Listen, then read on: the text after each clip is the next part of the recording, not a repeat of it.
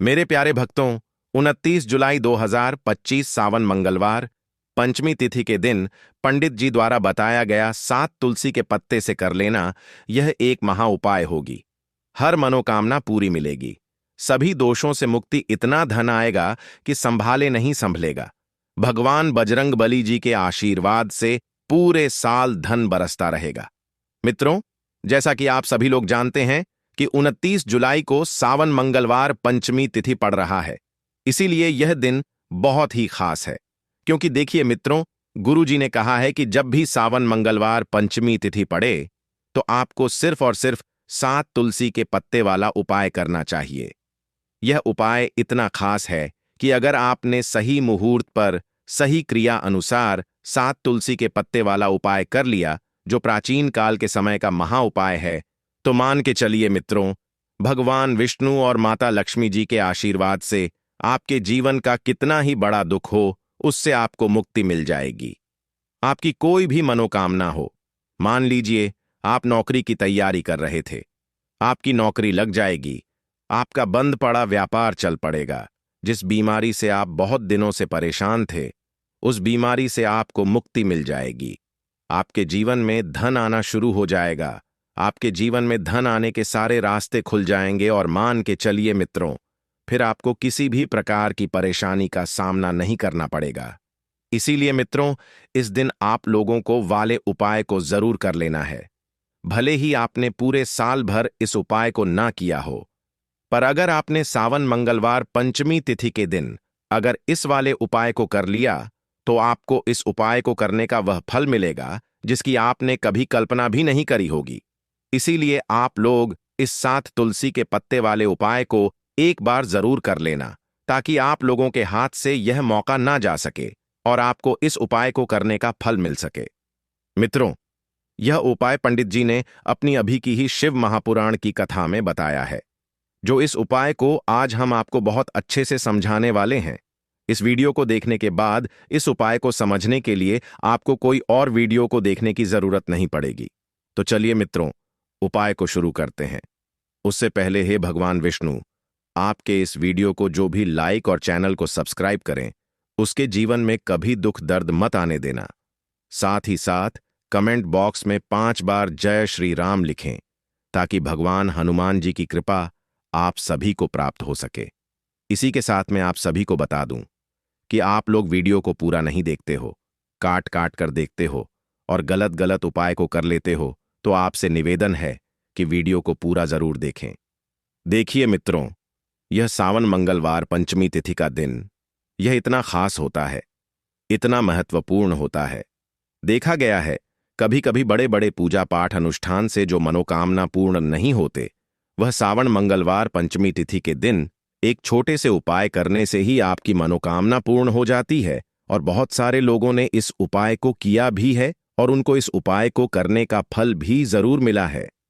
अगर आप लोग भी इस उपाय को करना चाहते हैं, तो आप इस उपाय को पहले अच्छे से समझ लेना, सुन लेना, उसके बाद करना।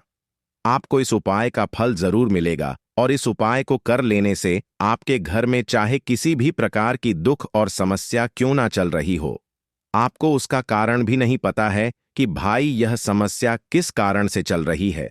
उसका कुछ भी कारण हो सकता है, जैसे पितृदोष हो सकता है या किसी भी तरह का मंगल दोष भी हो सकता है।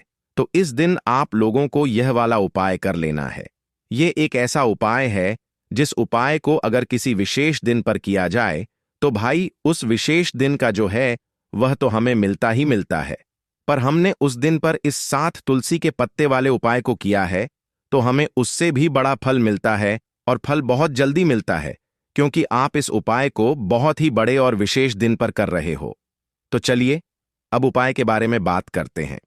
लेकिन उससे पहले आप लोगों को यह जानना आवश्यक है कि आखिर यह उपाय किस समय करना है, किसको करना है और कैसे करना है। तो चलिए हम आगे आपको वीडियो में एक एक करके बता देते हैं।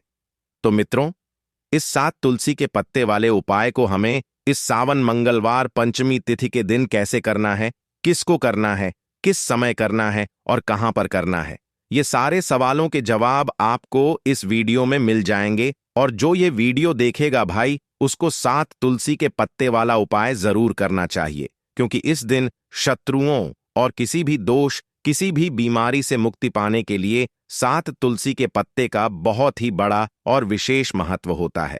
और जब बात आ जाए 7 तुलसी के पत्ते की, तो यह सोने पर सुहागा वाली बात हो जाती है और यह एक बहुत ही बड़ा उपाय हो जाता है। अब मित्रों, इस 7 तुलसी के पत्ते वाले उपाय को आखिर करना किसको है, सबसे पहले हम लोग वह बात जान लेते हैं। तो देखो, घर की जो बड़ी माताएं बहनें होती हैं, उन माताओं बहनों में से कोई भी एक बड़ी माता बहन इस वाले उपाय को कर सकती है। और मित्रों, अगर आप चाहे तो अपने घर में से सभी सदस्यों को भी इस उपाय को करवा सकते हैं। अगर किसी व्यक्ति की खुद की कोई मनोकामना है, खुद की कोई दुख और परेशानी है जो कि वह अपने लिए ही करना चाहता है, इस वाले उपाय को तो वह खुद अपने लिए भी कर सकता है। बाकी अगर कोई घर में से ऐसा है जो कि अपने पूरे घर परिवार की सुख और शांति के लिए यह वाला उपाय करना चाहता है, तो भाई वह भी कर सकता है। उसमें भी कोई दिक्कत वाली बात नहीं है। कहने का मतलब यह है कि इस उपाय को हर एक सदस्य भी कर सकता है और पूरे घर परिवार के सदस्य के लिए घर की बड़ी माताओं बहनों में से कोई एक माता बहन भी कर सकती है। माताएं बहनें अगर घर में उपस्थित ना हो या वह यह वाला उपाय ना कर पा रही हो, तो फिर घर का कोई बड़ा सदस्य भी इस 7 तुलसी के पत्ते वाले उपाय को कर सकता है। चाहे फिर वह पुरुष ही क्यों ना हो, उसमें कोई भी दिक्कत वाली बात नहीं है। अब मित्रों, 7 तुलसी के पत्ते वाले उपाय को हमें करना कहां पर है? देखो, इस उपाय को हमें मंदिर में ही करना है। बहुत सारे लोग प्रश्न करते हैं, हर एक उपाय को करते समय क्या हम इस उपाय को घर पर या मंदिर में कर सकते हैं? देखो तो, इस वाले उपाय को आप मंदिर पर करोगे तो अच्छा रहेगा। घर में नहीं करना है इस वाले उपाय को। उसके बाद में मित्रों, जो अगला प्रश्न निकल कर आता है वह यह आता है इस उपाय को लेकर कि आखिर इस उपाय को हमें किस समय करना है, सुबह के समय करना है कि शाम के समय करना है? तो देखो, इस वाले उपाय को आप लोग सुबह के समय भी कर सकते हो और शाम के समय प्रदोष काल में भी कर सकते हो। अब अगर आप पूछो कि भाई साहब सबसे उत्तम समय कौन सा रहेगा इस 7 तुलसी के पत्ते वाले उपाय को करने का, तो हम आपसे बस यही कहेंगे कि इस उपाय को आप शाम के समय करेंगे तो ज्यादा बेहतर होगा, क्योंकि सावन मंगलवार पंचमी तिथि का दिन है और इस दिन प्रदोष काल के बहुत महत्व होता है। बाकी अगर सुबह के समय भी करेंगे तो भी अच्छा होगा, उसमें कोई भी दिक्कत वाली बात नहीं है। तो अब मित्रों, जो अगली सबसे बड़ी और महत्वपूर्ण बात आती है वह यह आती है कि सुबह अगर हम उपाय को करेंगे तो हमें कितने बजे से लेकर कितने बजे तक के बीच में करना है, और शाम के समय प्रदोष काल में करेंगे तो हमें कितने बजे से लेकर कितने बजे के बीच में करना है। तो देखो, सुबह जितनी जल्दी हो सके आप उपाय को करने की कोशिश करना। बाकी अगर किसी कारणवश लेट भी हो जाओ, थोड़ी देर भी हो जाए तो देखो, सुबह जितनी जल्दी हो सके आप उपाय को करने की कोशिश करना। बाकी अगर किसी कारणवश लेट भी हो जाओ, थोड़ी देर भी हो जाए, तो 10 या 11 बजे तक भी आप उपाय कर लेना, पर 12 बजे से ज्यादा देरी ना हो। ठीक है, इस बात का ध्यान रखना। उसके बाद में मित्रों, अगर शाम के समय प्रदोष काल की बात करें, प्रदोष काल का जो समय होता है वह शाम के 6 बजे से शुरू हो जाता है। मतलब शाम के 6 बजे से लेकर 7 बजे के बीच का जो समय होता है, यह समय प्रदोष काल का समय होता है। इस उपाय को 7 बजे या 8 बजे के बीच में भी कर सकते हो। मतलब शाम के 6 बजे से रात 8 बजे के बीच में आप कभी भी इस वाले उपाय को कर सकते हो, उसमें कोई भी दिक्कत वाली बात नहीं है। परंतु 29 जुलाई सावन मंगलवार पंचमी तिथि के दिन कोशिश करना कि समय के अंतर्गत ही कर लो। किसी कारणवश ना कर पाओ तो थोड़ा देरी से भी कर सकते हो। तो चलिए, अब हम अपने सबसे पहले उपाय की बात कर लेते हैं। तो अब देखिए, धन को लेकर अगर आप बहुत परेशान रहते हैं, क्योंकि आपको बता दें, मां तुलसी जो है ना, यह माता लक्ष्मी का ही स्वरूप है। तो तुलसी से जुड़ा उपाय जब आप करते हैं तो धन संपदा की कभी आपके घर में नहीं कमी होती है, आपके जीवन में कमी नहीं होती है, और साथ ही साथ धन संपदा ऐसे बढ़ती है कि उसे आप संभाल नहीं पाते हैं। मां लक्ष्मी की कृपा आपके घर पर हमेशा बरसती है। जब आप मोक्षदा एकादशी वाले दिन तुलसी के पौधे से जुड़ा हुआ यह उपाय कर लेते हैं, और इस बार तो मोक्षदा एकादशी पर आपको बता दें कि बहुत ही ज्यादा उत्तम योगों का निर्माण हो रहा है, तो इस दिन आपको बिल्कुल नहीं चूकना है, क्योंकि आपको बता दें कि इस दिन एक नहीं पूरे दो बहुत ही शुभ और उत्तम योग बन रहे हैं। इस दिन सिद्धि योग और सर्वार्थ सिद्धि योग दोनों के दोनों योग बन रहे हैं, और ऐसे में यह उपाय आप कर लेते हैं तो ऐसा समझ लीजिए आपका उपाय तुरंत सफल भी होगा और मां लक्ष्मी की कृपा आपके ऊपर बरसेगी। अब मोक्षदा एकादशी का दिन जो होता है यह श्री हरि विष्णु को ही समर्पित होता है, तो आज की वीडियो में ऐसा उपाय आपको बताने वाले हैं जिससे कि आपकी मनोकामना भी पूरी होगी, धन संपदा भी आपके घर में बढ़ेगी, मां लक्ष्मी की कृपा बरसती रहेगी। बात कर लेते हैं सबसे पहले उपाय की, जो कि आपको मोक्षदा एकादशी के दिन जरूर करना चाहिए, क्योंकि इस उपाय को करने से आपके घर में जितनी भी नेगेटिव एनर्जी होती है, जो भी बुरी शक्तियां होती हैं, नजर दोष होती है, सारी की सारी दूर होती है। तो जो उपाय अब आपको बताने वाले हैं यह उपाय जुड़ा हुआ है गंगा जल से। अब देखिए आपको करना क्या है। आपको सबसे पहले मोक्षदा एकादशी वाले दिन अपने घर में सुबह के समय में स्नान आदि करने के बाद गंगा जल का छिड़काव करना है। गंगा जल का सबसे पहले आप छिड़काव करेंगे। उसके बाद जब आप स्नान करेंगे उस जल में आपको क्या करना है, एक चुटकी पिसी हुई हल्दी डालनी है, और पिसी हुई हल्दी डालकर आपको स्नान करना है। देखिए, अगर आप एक चुटकी पिसी हुई हल्दी इस दिन डालकर स्नान कर लेते हैं तो ऐसा समझ लीजिए कि रातों रात आपका भाग्य जो है यह चमकता चला जाता है, और आपके घर में जितनी भी नेगेटिव ऊर्जा होती है, नकारात्मक शक्तियां होती हैं, वह गंगा जल के छिड़काव से दूर हो जाती है। तो मोक्षदा एकादशी का दिन बहुत ही शुभ और उत्तम है, और इस दिन यह उपाय करने से ऐसा समझ लीजिए आपको आपके भाग्य का साथ मिलने लगेगा, और आपके भाग्य में जो दुख हैं, कष्ट हैं, वह आपके जीवन से बहुत जल्दी दूर हो जाएंगे, क्योंकि हल्दी जो है यह आपके गुरु ग्रह को भी मजबूत करती है। साथ ही साथ श्री हरि विष्णु बहुत जल्दी इससे प्रसन्न होते हैं। तो पहले उपाय की बात कर ली, जो कि आपके घर से नेगेटिव ऊर्जा को दूर करेगा, नकारात्मक शक्ति को दूर करेगा, बुरी शक्तियों को दूर करेगा। साथ ही साथ नजर दोष अगर घर को लगी है, किसी व्यक्ति को लगी है, वह भी दूर हो जाएगी, और धन संपदा आपके घर में बढ़ती चली जाती है। जब इस उपाय को आप करते हैं आपके भाग्य का भी आपको पूरा पूरा साथ मिलता है। अब बात कर लेते हैं अपने दूसरे उपाय की, कि तुलसी के पौधे में कौन सी वह चीज आपको रखनी है जिसके बाद आपके घर में धन की वर्षा भी होगी और अष्टलक्ष्मी का आपके घर में वास होगा। देखिए, जहां पर श्री हरि विष्णु होते हैं ना, वहीं पर होती हैं धन की देवी माता लक्ष्मी, क्योंकि बिना श्री हरि विष्णु के मां लक्ष्मी कहीं नहीं जाती है। जहां श्री हरि विष्णु वहां पर लक्ष्मी हमेशा वास करती हैं। अब आपको बता दें कि जो श्री हरि विष्णु है, इन्हें तुलसी मैया बहुत प्रिय है, और तुलसी मैया से जुड़ा हुआ कोई भी उपाय आप करते हैं तो ऐसा समझ लीजिए कि तुरंत के तुरंत आपसे श्री हरि विष्णु प्रसन्न हो जाते हैं, और आपके जीवन के कष्टों को, दुखों को दूर करते हैं, और आपके घर में सुख समृद्धि भी बढ़ती है और धन की वृद्धि भी होती है।